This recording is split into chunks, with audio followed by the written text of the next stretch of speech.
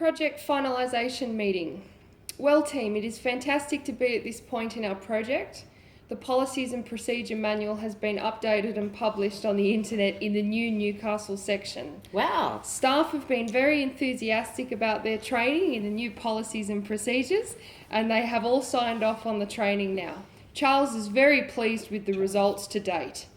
So I have called you together today to review our project and just to get an idea of what you all thought of the process and see what we can do better next time you have a project to do together. Firstly, do you think we went really well or not so well? And what have we learnt from that? How can we do better next time? What I was pleased about was that everyone knew what they had to achieve and by when.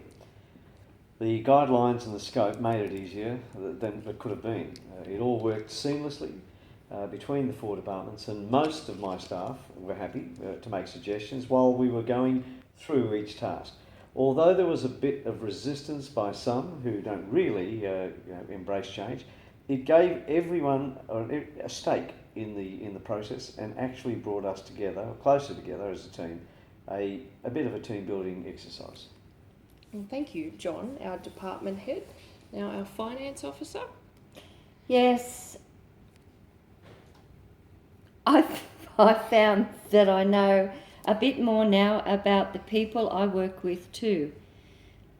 A big plus for me though was that we completed the project on time and, best of all, within budget. It was unfortunate that Bob was ill, but having that 10% margin built in meant that we actually came under the allocated $20,000 budget, so I'm absolutely delighted about that. Charles was extremely pleased with that, as you can imagine.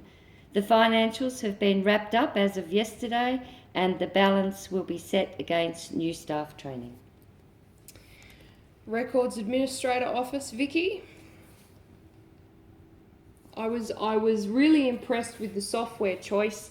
It worked well to keep everyone informed and on track. I have some ideas about how we can utilise it in our general operations. Well, that's great, Vicky. I'm sure the General Manager would be interested in hearing them too. I think the Newcastle page on the internet is going to be a valuable tool for us. How do you mean, Paul? Well, for a few things that sprung to mind, like our WHS logs, staff training and general risk management analysis. That way everyone has access to the information they need when they need it. Yes, I can see the possibilities in making those documents readily available. John, what are your thoughts as department head? Oh, look, all in all, I can't think of much that really went wrong.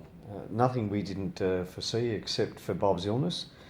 Things that we thought may have been a risk, like trouble with the software or staff not taking the project seriously, didn't actually eventuate.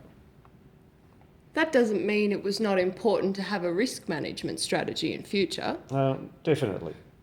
As I said earlier, the manual upgrade is the basis for an ongoing management improvement strategy, regular checks of new legislation, environmental conditions, product developments, and like will require regular updating of the manual.